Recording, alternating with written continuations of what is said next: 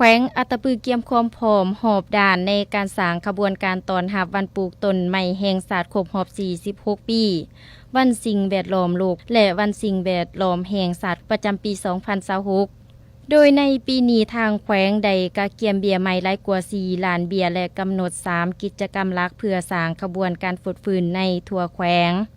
เพื่อเป็นการสร้างขบวนการตอนรับวันสำคัญดังกล่าวให้มีความหมายลึกซึ้งในปี 2026 นี้ทั่วแขวงอัตตปือมีแผนสู่โซนปลูกใหม่ให้ได้630 เฮกตาร์และฟื้นฟูป่าให้ได้ 8,200 เฮกตาร์โดยปัจจุบันได้เกียมเบียร์ใหม่ไว้แล้วถึง 4.2 แสนกว่าเบียร์ซึ่งรวมมีทั้งใหม่อุตสาหกรรมใหม่กินหมากกาแฟและแมคคาเดเมียสำหรับการกะเกียมความพร้อมและทิศทางแผนการในปีนี้ทานกงใจศรีดวงศ์กรรมการพรรคแขวงหัวหน้าแผนกกสิกรรมและสิ่งแวดล้อมแขวงอัตตปือได้ให้เกียรติสัมภาษณ์พิเศษต่อทีมข่าวพวกเฮาโดยทานได้ยกให้เห็นถึงความสำคัญของป่าไม้ที่มีต่อการดำรงชีวิตพร้อมทั้ง4แจงรายละเอียดของบรรดากิจกรรมต่างๆที่จัดขึ้นเพื่อเฉลิมฉลองวันสำคัญดังกล่าวพวกเฮาเป็นแขวงหนึ่งที่ตั้งอยู่ใต้สุดของสปป.ลาวแหละพวกเฮาก็มีเนื้อที่ดินทั้งหมดนี่1,32,000 กว่าเฮกตาร์ในหันกับเนื้อที่ป่าไม้ตามมติเลขที่12ของสภาประชาชนแขวงได้รับรองปี 2022ก็ถือว่าพวกเฮามีเนื้อที่ดินป่าไม้ประมาณ 800,000 ป้ายกว่าเฮกตาร์และมาฮอดปัจจุบันนี้แม่นพวกเฮาเห็นว่าเนื้อที่ป่าไม้ในระยะนั้นก็ตามการประเมินก็ถือว่าการควบคุมเนื้อที่ป่าไม้ของพวกเฮาก็ประมาณ80 กว่าเปอร์เซ็นต์ในระยะเดียวกันความจำเป็นในการพัฒนาเศรษฐกิจสังคมความจำเป็นในการพัฒนาเศรษฐกิจครอบครัวนำใส่ที่ดินของบุคคลนิติบุคคลทั้งถือกฎหมายและถือบ่ถือกฎหมายการนี้ก็เป็นปัญหาสิ่งท้าทายก็เฮ็ดให้เนื้อที่ดินป่าไม้ของพวกเฮาโดยเฉพาะแม่นการปกครองเนื้อที่ดินป่าไม้ของเฮานี่มีความเสี่ยงจะบ่บรรลุตามระดับขาดหมายอันนี้โดยเฉพาะแม่นซุมปี2021มานี้เนาะเห็นว่าการปลูกมันต้นเป็นสินค้าของพ่อแม่ประชาชนนี่เกิดเป็นกระบวนการเกิดมีการจับจองถากทางเนื้อที่ดินแต่ถึงในใดก็ดีมาฮอดปัจจุบันนี้พวกเฮาก็ได้ทบทวนว่าสภาพดินป่าใหม่เนื้อที่ดินป่าใหม่ดังกล่าวถูกทำลายโดยการสีนำของการนำของแขวงพวกเฮาจะเล็งใส่การพื้นผู้ป่าใหม่ที่พันกับการส่งเสริมปลูกใหม่ให้มาเป็นสินค้าแก้ไขชีวิตการเป็นอยู่ของพ่อแม่ประชาชนบรรดาเผ่าหั่นจันเวียกดังกล่าวนี่ถือว่าเป็นเวียกสำคัญนะความพร้อมของมาเวียกงานดังกล่าวนี่พวกเฮาก็ได้เฮ็ด2เวียกคู่ขนานกันอันนึงมันเอาการปลูกและพื้นผู้ป่าติดพันกับการปลูกลงทุนปลูกใหม่ให้มาเป็นสินค้าของพ่อแม่ประชาชนนั้นและอันที่2มันพวกเฮาเฮ็ดเวียกงานจัดสรรที่ดินป่าใหม่ตามมติ57ของสภาแห่งชาติตามแผนนี่มันพวกเฮาจะได้เฮ็ดจัดสรรที่ดินขั้นต้นนี้ให้แล้วให้ได้80ป้ายกว่าบาทใน5เมืองแล้วมาฮอดปัจจุบันเนี่ยพวกเฮาก็ได้แต่งตั้งคณะสีนำขันแขวงและแบ่งความรับผิดชอบให้แก่เมืองในการจัดตั้งปฏิบัติบรรดาตัวเลขดังกล่าวนี้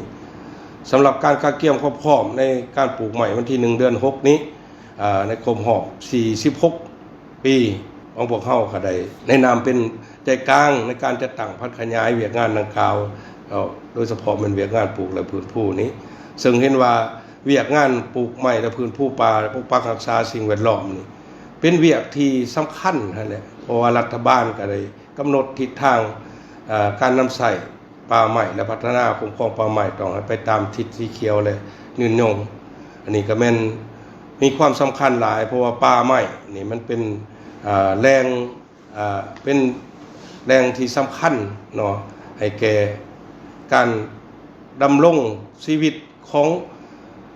สิ่งที่มีชีวิตและบ่มีชีวิตโดยเฉพาะแม่นมนุษย์เฮาน่ะเพราะพวกเฮาใช้สิ่งป่าใหม่นี่เป็นบ่อนทำมาหากินและก็สนองออกซิให้แก่สิ่งที่มีชีวิตแล้วก็ประกอบส่วนอย่างแข็งแรงเขาในการพัฒนาเศรษฐกิจสังคม สั่นความหมายความว่าป่าไม้คันสิเว้าหนึ่งมันเป็นปอดหรือว่าเป็นออกซิให้แก่สิ่งที่มีชีวิตนั่นแหละสั่นต่อปัญหาดังกล่าวนี้พรรคและรัฐบาลพวกเขานี่ถือเวียกนี่เป็นปัญหาสำคัญโดยเฉพาะแม่นได้กำหนดนโยบาย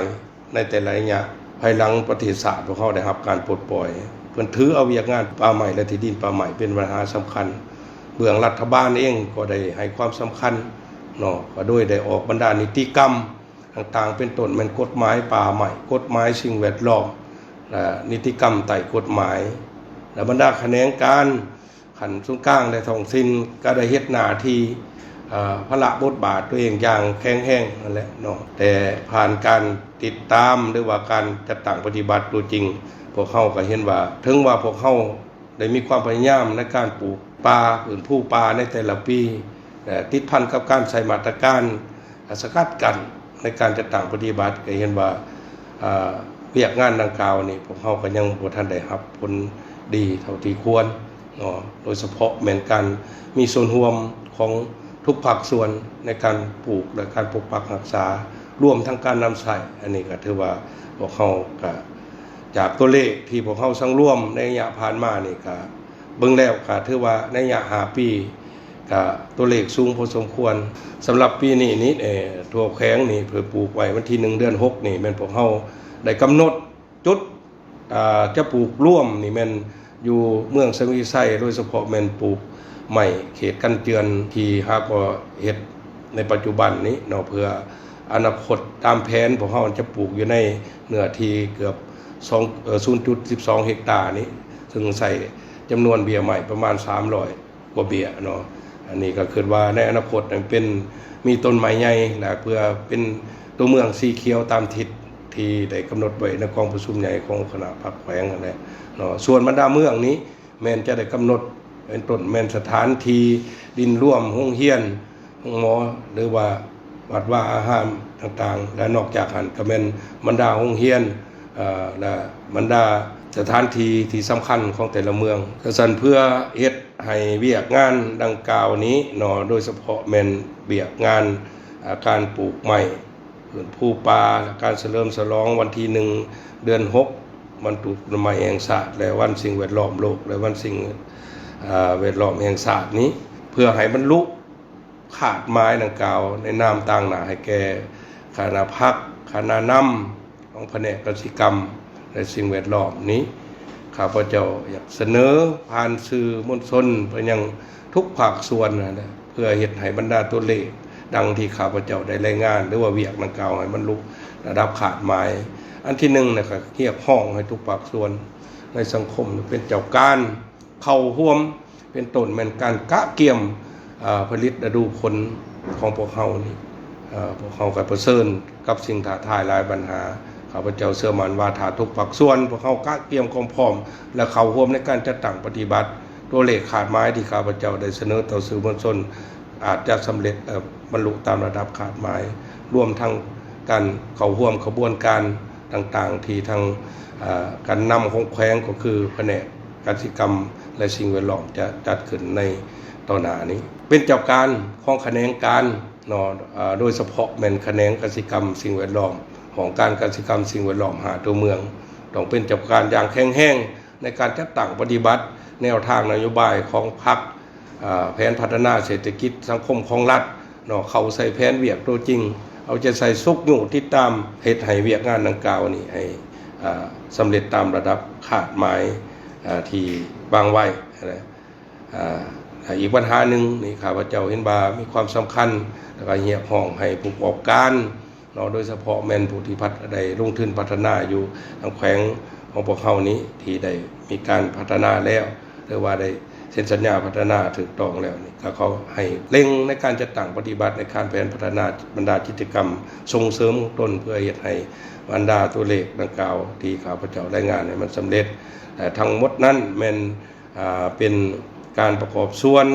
ของทุกภาคส่วนเพื่อเฮ็ดให้แขวงของพวกเฮามี